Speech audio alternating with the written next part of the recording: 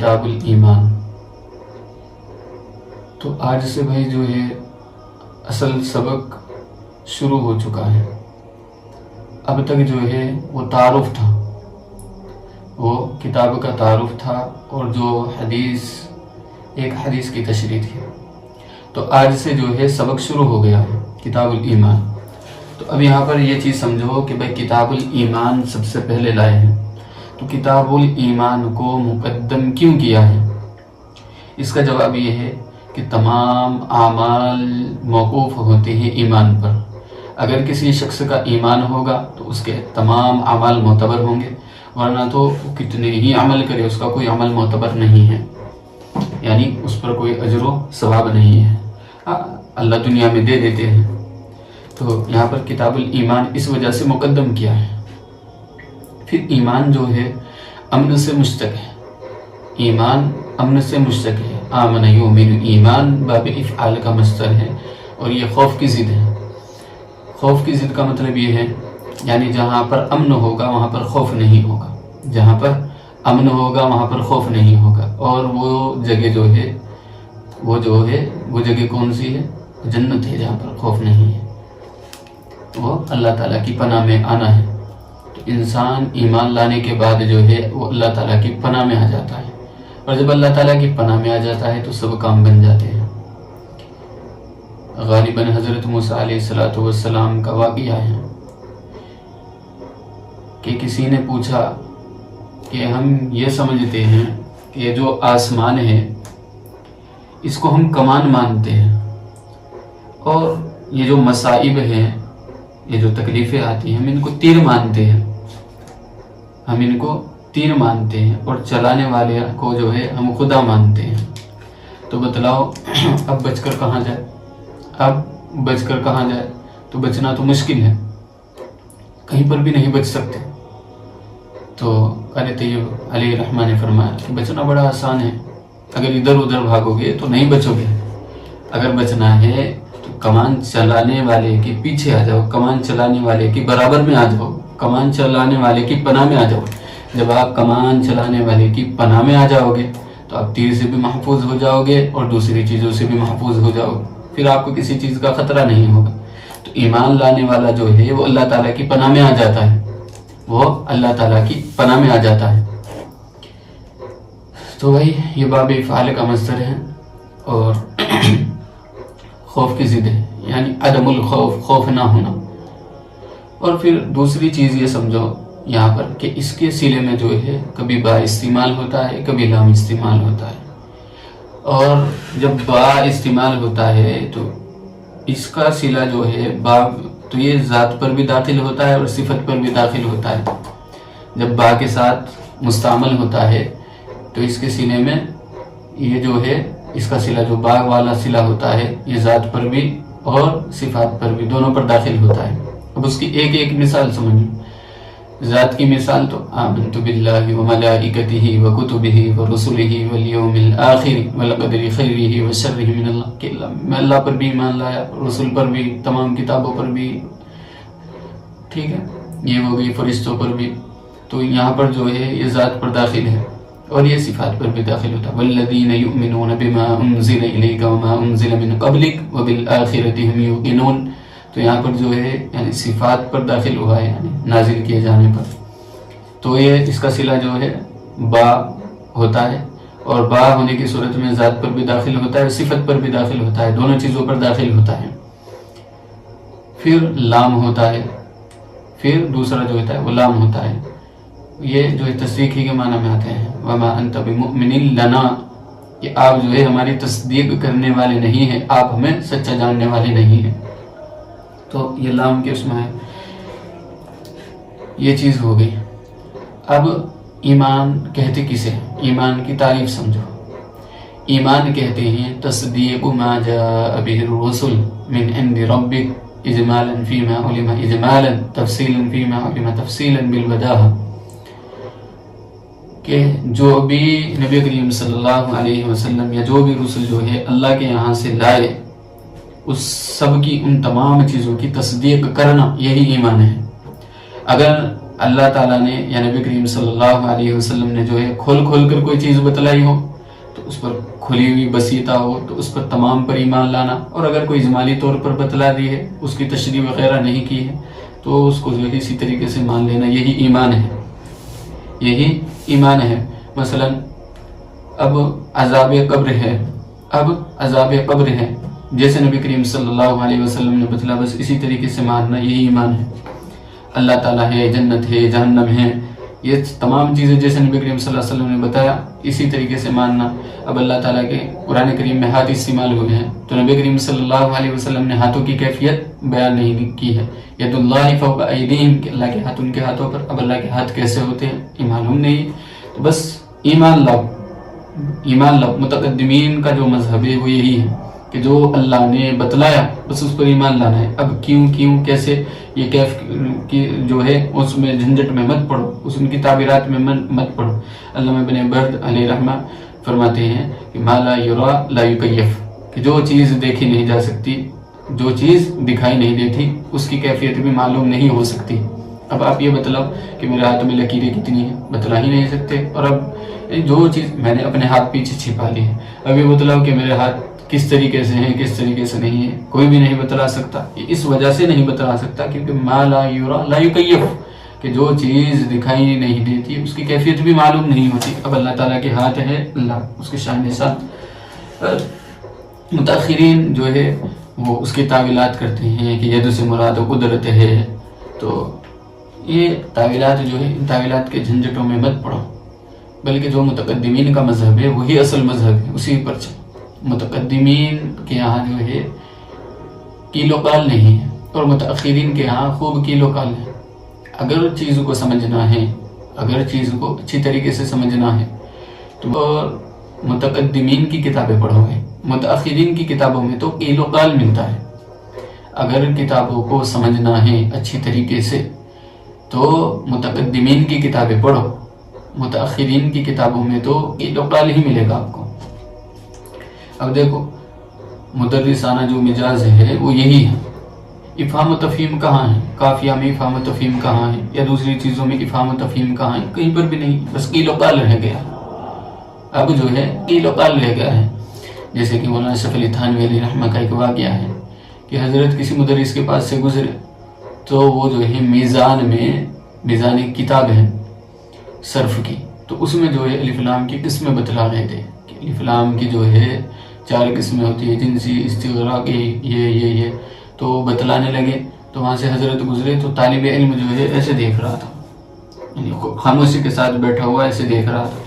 تو حضرت نے فرمایا کہ بھائی اس کو تو مستغرق پہلے ہی کر دیا، اب یہ جو ہے کتاب نہیں سمجھے گا، بلکہ تو مستغرق ہو گیا، پہلے ہی ڈبا دیا ہے اسے۔ تو بھائی اصل چیز جو ہے ہمارے یہاں تو قیل و قال ہے۔ اصل مذہب سمجھو، اصل چیز سمجھو، اصل چیز کیا ہے۔ تو ایمان نام کس چیز کا ہے؟ ایمان نام ہے جو کہ نبی کریم صلی اللہ علیہ وسلم اللہ کے یہاں سے لائے ہیں، اس سب کی تصدیق کرنا۔ اگر وہ کھول کر بتلایا تو کھول کر، اگر تفصیل کے ساتھ بتلایا ہے تو تفصیل کے ساتھ، اور اگر اجمال کے ساتھ بتلایا ہے تو اجمال کے ساتھ۔ بالبداہ بیان بداہت کہتے ہیں، ما یعرف الخاصۃ والعام، کہ خاص اور عام سب اس کو جانتے ہو، خاص اور عام سب اس کو جانتے ہو۔ اگر یہ چیز یہ قید نہ لگاؤ گے تو پھر جو ہے بڑا مسئلہ ہو جائے گا، کیونکہ بہت ساری ایسی چیزیں ہیں، مفسرین بھی جو ہے آپ کو دائرہ اسلام سے خارج دینے پڑیں گے، جو آپ جن کی کتابوں کو پڑھ رہے ہیں وہ بھی دائرہ اسلام سے خارج ہو جائیں گے، بہت ساری چیزیں ایسی ہیں۔ تو بالبداہہ کی قید اس وجہ سے لگا کہ ما یعرف الخاصۃ والعام۔ پھر ایک چیز اور یہاں پر سمجھ لو کہ تصدیق جو ہے یہاں پر منطقی تصدیق مراد نہیں ہے، یہاں پر منطقی تصدیق مراد نہیں ہے۔ اگر کوئی شخص یہ سوچنے لگے کہ بھائی یہاں پر جو ہے منطقی تصدیق مراد ہے، تو یہاں پر منطقی تصدیق بالکل بھی مراد نہیں ہے، کیونکہ وہ اذعان کے معنی میں ہوتی ہے۔ اگر اس کو یہاں پر ہم مراد لیں، اگر ہم اس کو یہاں پر مراد لیں گے تو پھر تو تمام غیر مسلم جو ہے وہ اسلام میں داخل ہو جائیں گے، کیونکہ وہ اذعان کے معنی میں ہوتی ہے، گمان کے معنی میں ہوتی ہے، تو سب اس کے اندر داخل ہو جائیں گے۔ تو منطقی تصدیق یہاں پر مراد نہیں ہے، یہ چیز سمجھ لو۔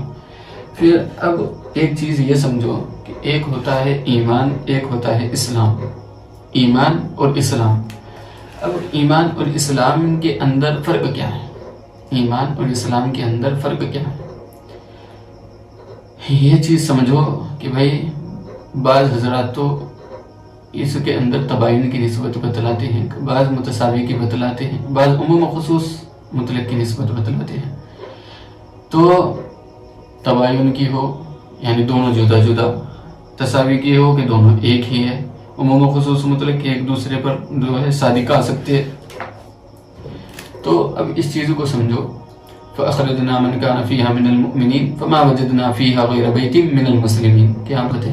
فَأَخْرَجْنَا مَنْ كَانَ فِيهَا فَمَا وَجَدْنَا فِيهَا غَيْرَ بَيْتٍ مِنَ الْمُسْلِمِينَ. کہ مسلمانوں کے علاوہ ہم نے وہاں پر کوئی گھر نہیں پایا ہے.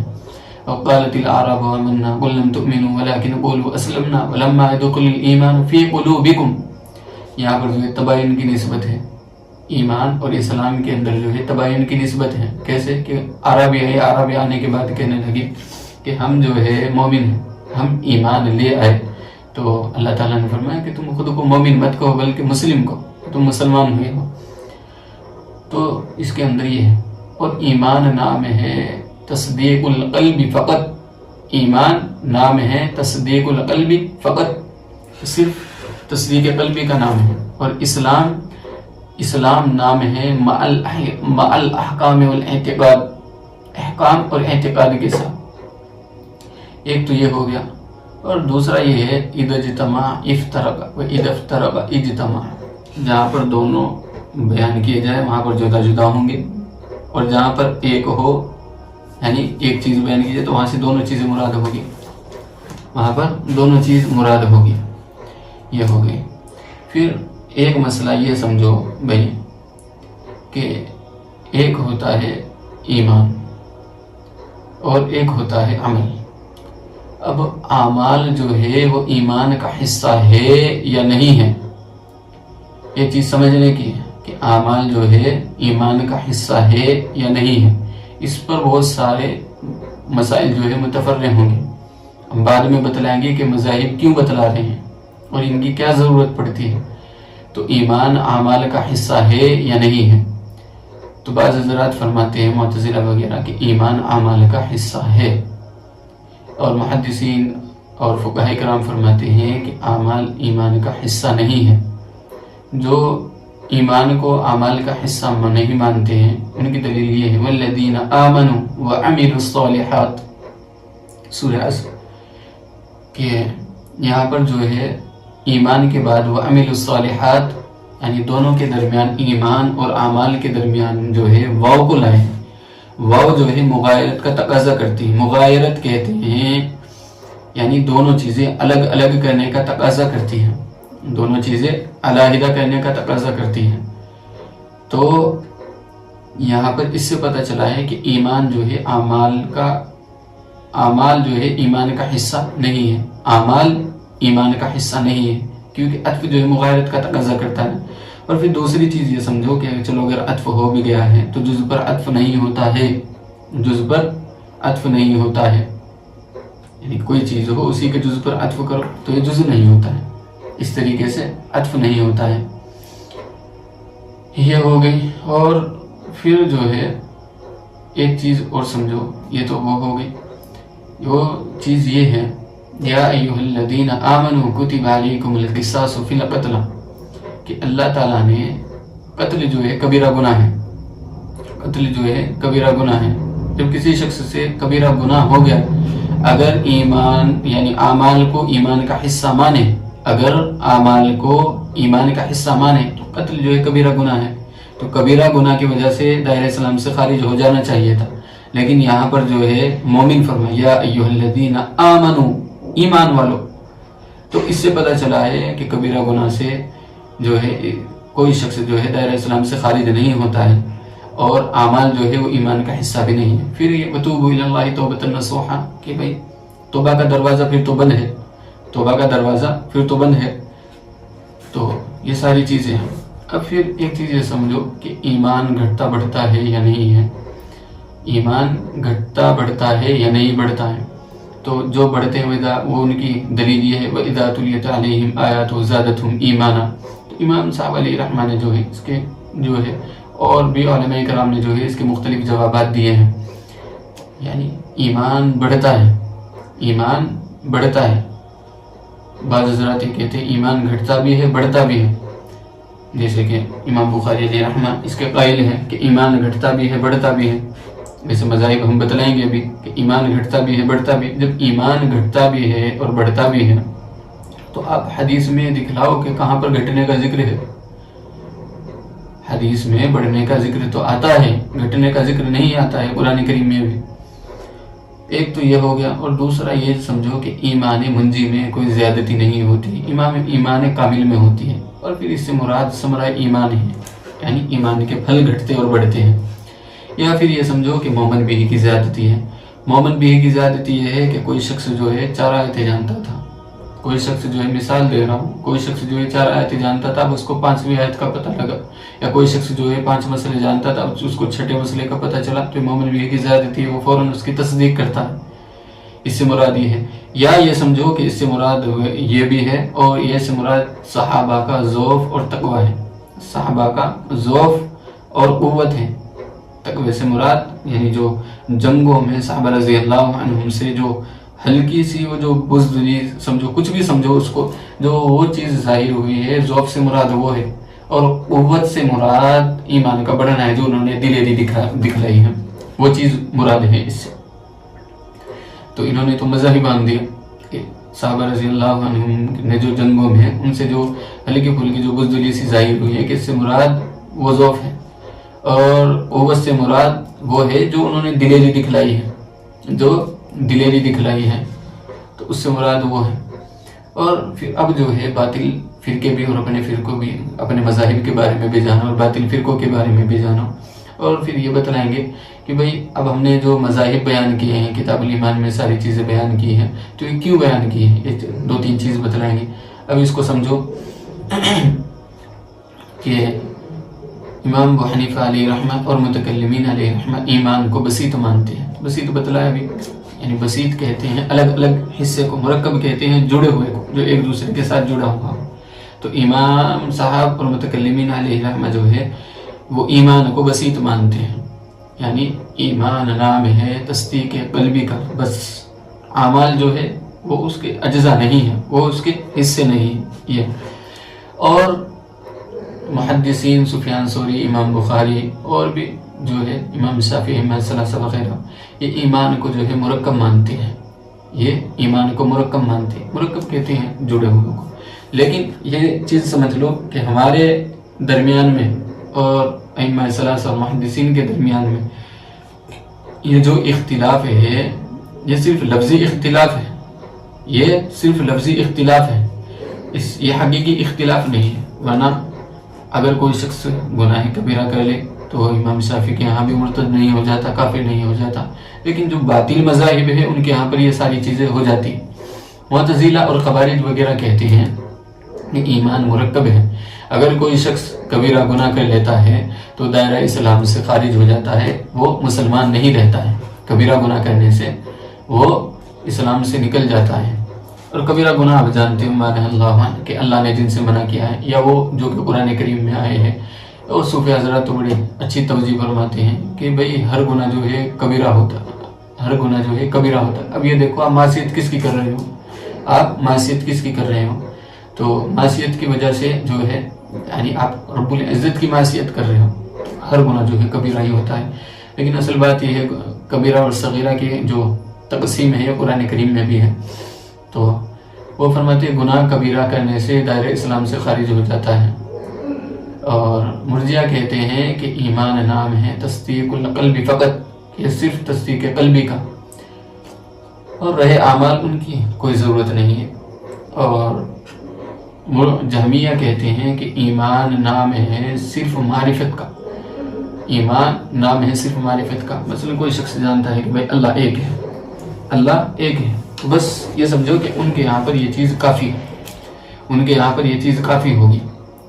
اور کرامیہ کہتے ہیں کہ تصدیق قلبی کی بھی ضرورت نہیں ہے، صرف زبان سے کہتے کہ بھائی اللہ ہے، اللہ ہے، اللہ ایک ہے اور اللہ ہے، بس اس چیز کا نام جو ہے ان کے یہاں پر ایمان ہے، یہ کرامیہ ہے۔ اب ایک چیز یہاں پر تھوڑی یہ سمجھ لو کہ غنیت الطالبین شیخ عبد القادر جیلانی رحمۃ اللہ علیہ کی کتاب ہے، تو وہاں پر جہاں پر ایمان کی بحث ہے تو وہاں پر حضرت نے امام ابو حنیفہ کو جہمیہ لکھا ہے، مرجیہ لکھا ہے۔ وہاں پر غنیت الطالبین میں امام ابو حنیفہ علیہ رحمہ کو مرجیہ لکھا ہے۔ تو اس کے دو جواب ہیں، ایک یہ ہے تو یہ کوئی دوسرا ابو حنیفہ ہوگا، یا پھر یہ ہے کہ ہمارا تو یہ مذہب نہیں ہے، نہ امام صاحب کا یہ مذہب ہے، یہ حضرت سے جو ہے غلطی ہوئی ہے، یہ حضرت سے جو ہے غلطی ہوئی ہے اور انہوں نے لکھ دیا ہے، یہ حضرت کی غلطی ہے، یہ چیز ہو گئی۔ اور پھر ایک چیز اور سمجھ لو، امام بخاری علیہ رحمہ جو ہے، یہ قول ہے امام بخاری علیہ رحمہ کا، امام بخاری کے میں 1000 سے زائد اساتذہ سے ملا، سب نے یہی چیز بیان کی ہے کہ ایمان مرکب ہے۔ تو علامہ نور شاہ کشمیری علیہ رحمہ فرماتے ہیں یہ بیان کرنا حضرت کا اور یہ پوچھنا کہ بھائی میں 1000 سے علماء سے ملا اور ان سے اپنے اساتذہ سے ملا اور ان سے پوچھا ایمان کے بارے میں کہ ایمان بسیط ہے یا مرکب، تو سب نے ایک ہی جواب دیا کہ ایمان مرکب ہے۔ اس کے کئی جوابات ہیں، ایک تو یہ ہے کہ حضرت جن سے پوچھا ہے انہوں نے اپنے مذاہب بیان کیے کہ بھائی ہمارے ہاں تو ایمان جو ہے وہ مرکب ہے، اور دوسرا اس کا جواب یہ ہے کہ یہ ذوف کی دلیل ہے، کیونکہ ایمان جو ہے بدیہیات میں سے ہے اور بدیہیات کے بارے میں سوال نہیں کیا جاتا۔ التی یعرفہ العامۃ والخاص، یعنی جس کو عام اور خاص سب جانتے ہیں، اس کے بارے میں سوال کیا کیا جائے، تو یہ تو ذوف کی دلیل ہے امام بخاری علیہ رحمہ کی۔ اور پھر یہ چند اعتراض جو ہیں وہ یہ ہیں کہ امام ابو حنیفہ علیہ رحمہ کے بارے میں کہ ایمانی کے ایمانی جبرائیل، کہ میرا ایمان جیسے کہ حضرت جبرائیل علیہ السلام کا ایمان ہے اسی طریقے سے ہے۔ پھر دوسرا یہ ہے کہ ایمان اہل السماء والارض، کہ زمین اور آسمان والوں کا انبیاء اور ملائکہ کا ایمان واحد، ان کے ایک ہی طرح ہوتا ہے۔ اور پھر تیسرا جو ان کا قول ہے الایمان لا یزید ولا ینقص، ایمان نہ گھٹتا ہے نہ بڑھتا ہے۔ تو غیر مقلدین نے، مقلد تو ہم ہیں بھائی، غیر مقلد تو ہم ہیں، غیر مجلد جو ہوتے ہیں وہ اعتراض کرتے ہیں کیونکہ بصیرت نہیں ہوتی ہے، بصیرت نہ ہونے کی وجہ سے یا بغض و عناد زیادہ بھرا ہوا ہوتا ہے، تو اس بغض و عناد میں ڈوب کر جو ہے وہ یہی کام کرتے ہیں۔ اور پھر دوسری چیز ہے، یہ مشہور ہے کہ خالف یعرف، کہ مخالفت کر دو، جتنے بڑے کی مخالفت کرو گے اتنے مشہور ہو جاؤ گے۔ خالف یعرف، تو کسی کی مخالفت کر دو، بس بڑا بننے کے لیے جو ہے مخالفت کر دیتے ہیں۔ تو ایمان کا ایمانی جبرائیل علیہ السلام کا مطلب یہ ہے کہ تمام جن چیزوں پر حضرت جبرائیل کا ایمان ہے تو میرا بھی ایمان ہے۔ ایک تو یہ ہے، یعنی تعداد میں جو حضرت جبرائیل جس چیز پر ایمان رکھتے ہیں تو بھائی میرا بھی ایمان ہے۔ ہاں یہ چیز کہ بھائی ان کا ایمان جو ہے مشاہدے کا ہے، ان کا ایمان جو ہے مشاہدے کا ایمان ہے، تو ان کا ایمان جو ہے کیفیت کی بات ہو رہی ہے، کمیت، یہاں پر جو ہے کمیت کی بات ہو رہی ہے، کیفیت کی بات نہیں ہو رہی ہے، کیونکہ ایمان بالمشاہدہ اور ایمان بالغیب میں فرق ہوتا ہے۔ ہر شخص جانتا ہے اس چیز کو جو ہے ہر شخص جانتا ہے، لیکن جہالت میں یہاں پر جو ہے کیفیت کی بات نہیں ہو رہی بلکہ کمیت کی بات ہو رہی ہے۔ اور پھر اس میں بھی دوسرے کا بھی یہی جواب ہوگا کہ جن ایمان سب کا جو ہے برابر ہے، اہل السماء والارض، انبیاء، صدیقین، شہداء۔ اب ظاہر بات ہے بھئی یہاں پر دیکھو کیفیت تو ہر ایک شخص کی جو ہے مختلف ہوگی، ہر ایک شخص کی جو ہے ایمان کی جو کیفیت ہوگی وہ مختلف ہوگی۔ تو یہاں پر جو اعتراض کیا ہے، یہاں پر جو ہے اعتراض کیا ہے کہ بھئی حضرت نے فرمایا کہ تمام کے تمام ایمان میں برابر ہوتے ہیں، تو حضرت جو ہے وہ کیفیت کی بات نہیں کر رہے ہیں بلکہ تعدد کی بات کر رہے ہیں، وہ اعداد کی بات کر رہے ہیں۔ اب ظاہر بات ہے انبیاء علیہ السلام کا جن چیزوں پر ایمان ہے تو سبھی کا ایمان ہوگا اس چیز پر۔ اور رہی انبیاء کے ایمان کی کیفیت کی بات، تو یہ تو بھئی اعلیٰ قسم کا ہے، اس میں تو کوئی پہنچ ہی نہیں سکتا ہے۔ انبیاء علیہ السلام کی جو ایک نماز ہے، پوری امت جو ہے، پورے اولیاء امت جو ہے تمام سجدے کرے، ساری نمازیں پڑھے، تو انبیاء کی اس ایک نماز کی کیفیت تک بھی نہیں پہنچ سکتی ہے۔ تو امت کا تو یہ حال ہے، لیکن بس جہالت میں جو ہے اعتراض کرنا ہوتا ہے، کر دیتے ہیں۔ اور اگر کسی شخص کو جو ہے تفصیل کے ساتھ کچھ دیکھنا ہو، یعنی وہ اعتراض کیے تھے تو شیخ الہند نے ان کے جوابات دیے ہیں۔ محمود الحسن مت کہنا بلکہ محمود حسن دیوبندی ہے ان کا،